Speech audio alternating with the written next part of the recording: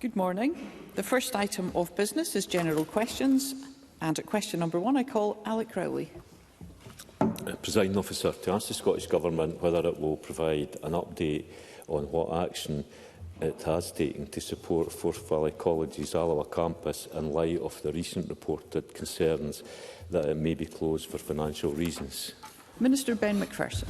I last spoke with the Principal of Forth Valley College about these matters at an event earlier this week, and last met with him formally on the 18th of November at the Alloa campus. And I remain assured that the college leadership team is committed to doing all it can to keep the campus open. The Scottish Government is supporting the Scottish Funding Council's College Infrastructure Investment Plan, and through that the SFC has supported the college to undertake an urgent feasibility study to identify and explore all possible options. A contract for this work was signed on the 2nd of December, and I will inform the college will inform the College Board's deliberations earlier in the new year.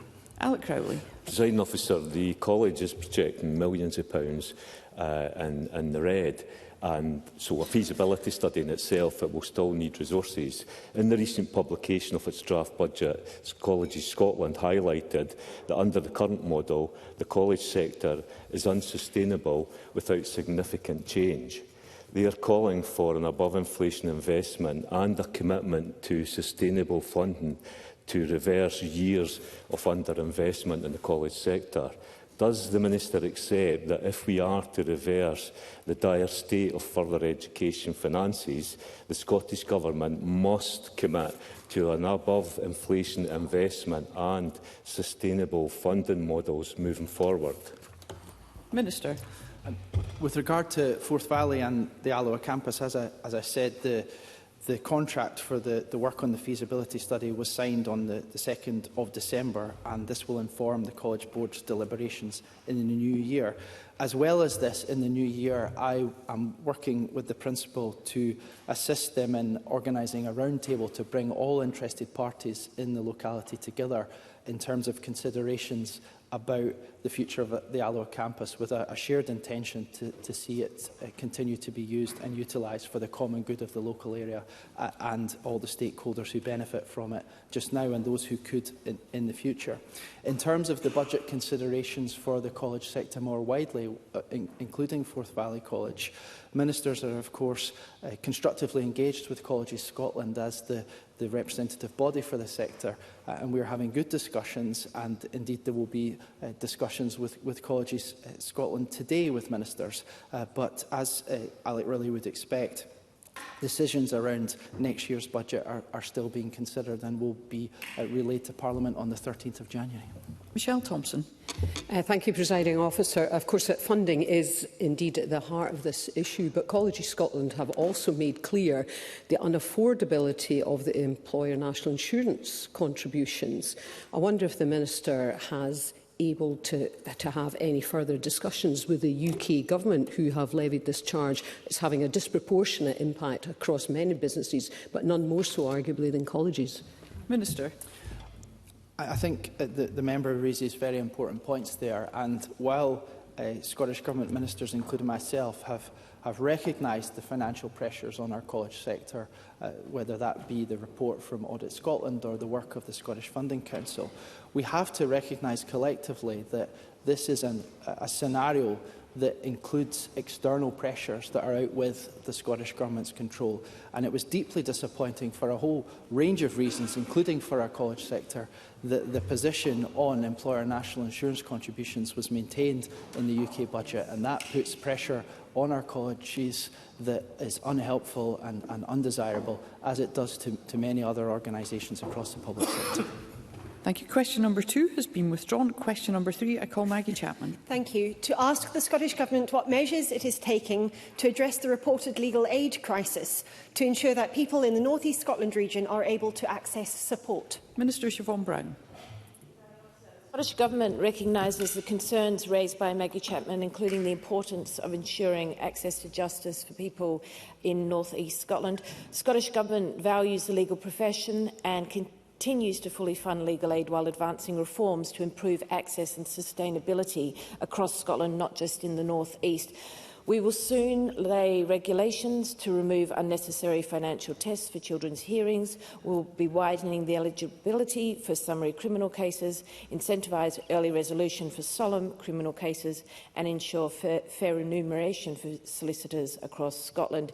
And additionally, the Scottish Government provides funding to citizens' advice bureaus across the country and in the North East Scotland, and we support the Civil Legal Assistance Office, which operates locally to offer advice and representation for civil legal issues. Maggie Chapman. I thank the Minister for her response. I know that I'm not alone in having increasing numbers of constituents come to me about legal aid issues. Each one says a similar thing. They spend weeks, sometimes months, trying to find a legal aid solicitor to be told no, either due to the complexity of their case or sheer lack of capacity. Most are in marginalised groups, single migrant parents, disabled people, a single mum who's a survivor of domestic violence, which included financial abuse and coercion. People sometimes end up self-representing, but they've spent so long looking for legal aid that they don't actually have time to learn how to best advocate for themselves. How can the Scottish Government ensure my constituents can realise their right to access to justice? Minister. And can I recognise and I thank Ms Chapman for highlighting these complex challenges on behalf of her constituents. The Scottish Government is committed to ensuring that everyone, particularly those from marginalised groups, get the access to justice that they need. However, the current legislative framework does not guarantee access to legal advice and representation. Solicitors decide whether to undertake legal aid cases and, if they do, which clients or cases to accept. And it is important to note that the Scottish Government cannot compel solicitors to take on a case. As already noted, the ongoing reforms aim to improve the situation, and also solicitor availability will be considered as part of any future changes to the system. Liam Kerr. Thank you, President Officer. To address the issues that we've heard about and the legislative framework, the Scottish Government's 2021 programme for government promised a legal aid reform bill during this parliamentary session. With only 3 months to dissolution, has the government broken another promise? Minister. Thank you. No, and I think we're all aware of the parliamentary timetable for this parliamentary term. There's been many members' bills as well. I've been engaging with the legal profession for nearly 3 years now, and I have ensured that we will be taking forward legal aid reform in the next parliamentary session. In the meantime, there is lots of secondary legislation going forward now that will be delivered in this parliamentary term. Thank you. Question number 4, James Dornan. To ask the Scottish Government what impact it anticipates the December Carers Allowance Supplement payment will have on carers across Scotland, and how it will ensure that all eligible carers receive their payment promptly. Cabinet Secretary Shirley-Anne Somerville. Social Security Scotland will pay an extra £293.50 to over 96,000 unpaid carers from the 4th of December. Since its introduction in 2018, Carers Allowance Supplement has provided more than 1 million payments, delivering hundreds of millions of pounds to help ease financial pressures and improve well-being. The vast majority of carers receive this payment automatically, but anyone who has not received it by the 15th of December should contact Social Security Scotland. This year, eligible carers in Scotland will be £587 better off than those elsewhere in the UK, recognising the essential contribution they make to communities right across the country. James Dornan. I thank the Cabinet Secretary for that answer. And given that more than 96,000 carers were due that payment from the 4th of December, as said, and recognising the significant contribution unpaid carers make to our communities, can the Cabinet Secretary outline what further steps the Government is taking to widen support, particularly in light of the recent expansion of eligibility for the Young Carer Grant, and what advice is available to any carer who has not received their letter or payment by 15th of December? Cabinet Secretary.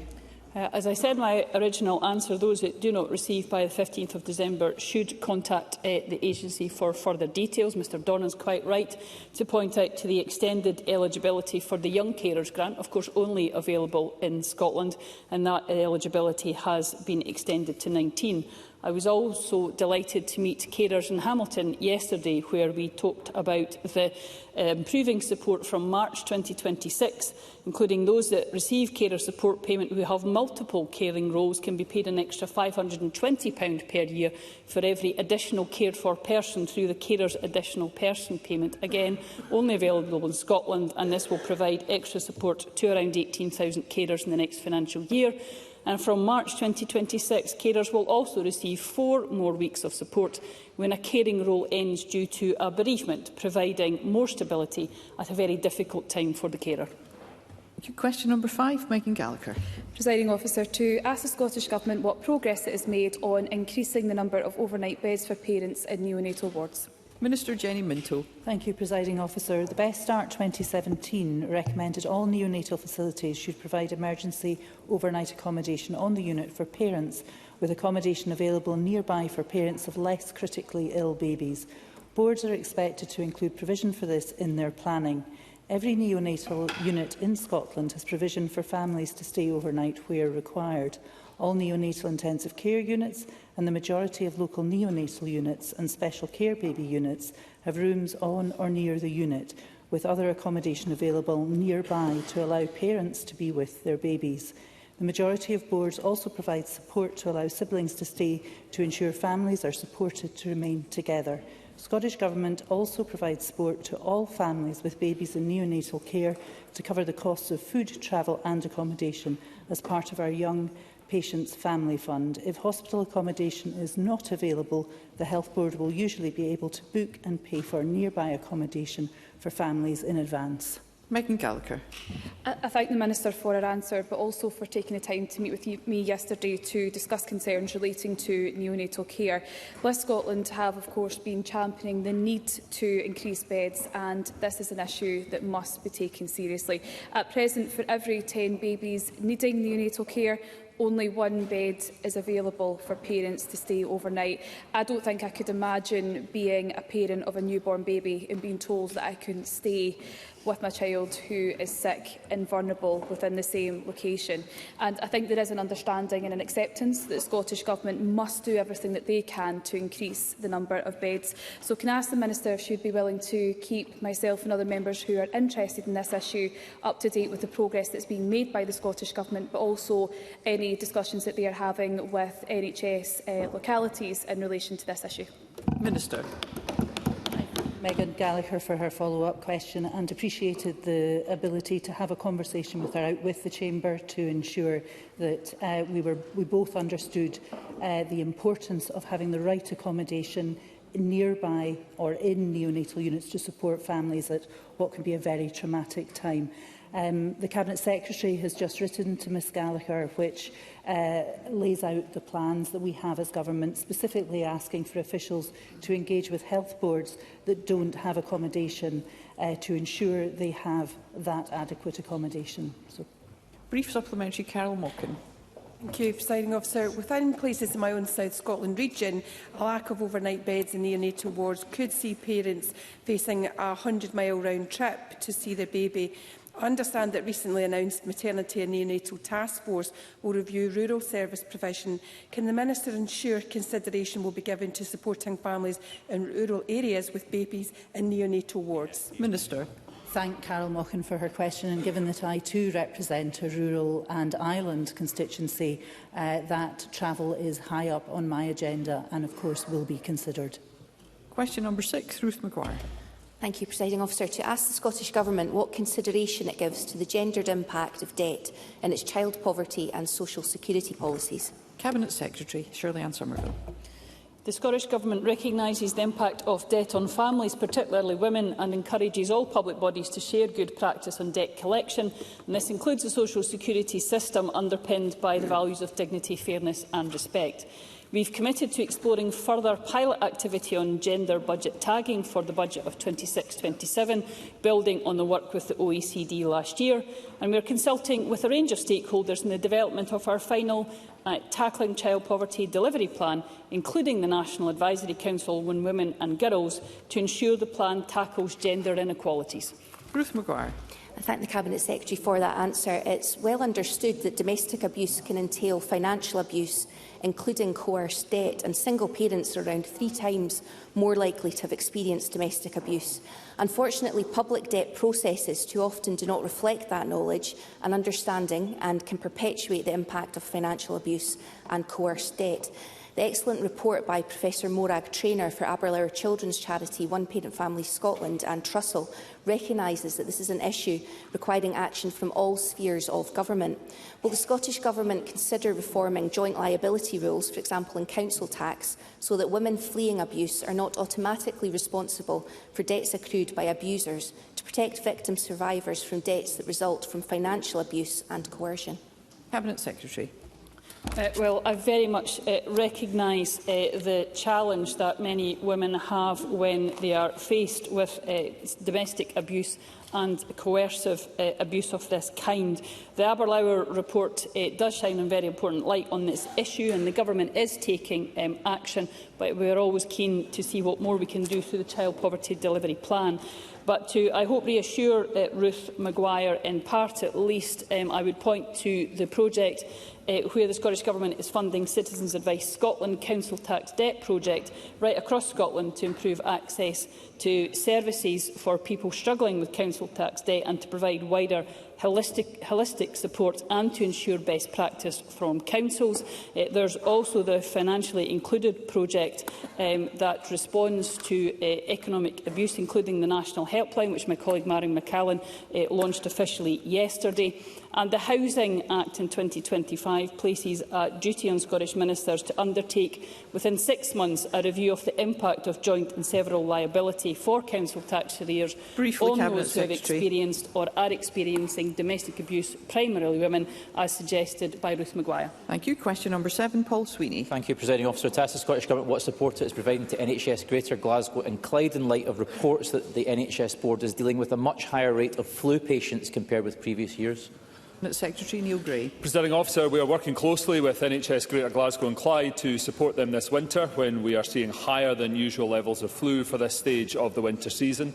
We have provided funding to support initiatives such as virtual hospitals and flow navigation models which help patients get the care they need whilst reducing unnecessary A&E visits. Our vaccination programme is also vital in supporting boards to respond to flu this season, and we work closely with them to make vaccines accessible, supported by national resources and funded initiatives such as mobile vaccination units. Paul Sweeney. Staff in Glasgow hospitals say that beds are filling up at an alarming rate due to what has been termed today as a super flu. In other health boards, hospital visit restrictions are now in place. Scotland appears to be facing a worst-case scenario this winter, yet this situation could have been managed more effectively if the suggestions that we made to ministers months ago had been heeded. Flu vaccination rates are unacceptably low, and it is shocking that there are more than 300,000 fewer adults vaccinated this season compared with 2 years ago. It is completely unacceptable. So what additional measures will the Government introduce to rebuild Scotland's vaccination rate before our healthcare system is completely overwhelmed? Cabinet Secretary. Presiding Officer, Mr Sweeney in his narration compares apples with oranges on the eligibility of last year for flu compared to this year on the basis of JCVI advice for vaccination. And if you compare like with like, particularly amongst adults, we're substantially ahead on vaccination this year compared to last year. Our flu vaccination programme started in September and we have vaccinated over 1.5 million people. Of course there is more to do, and it's never too late to pick up a vaccine, which is why my encouragement, the Government's encouragement to everybody, if you're eligible for a vaccine, whether you're a member of public or a member of staff in health and social care, is to make sure you take it up. Brief question number 8, Davy Russell.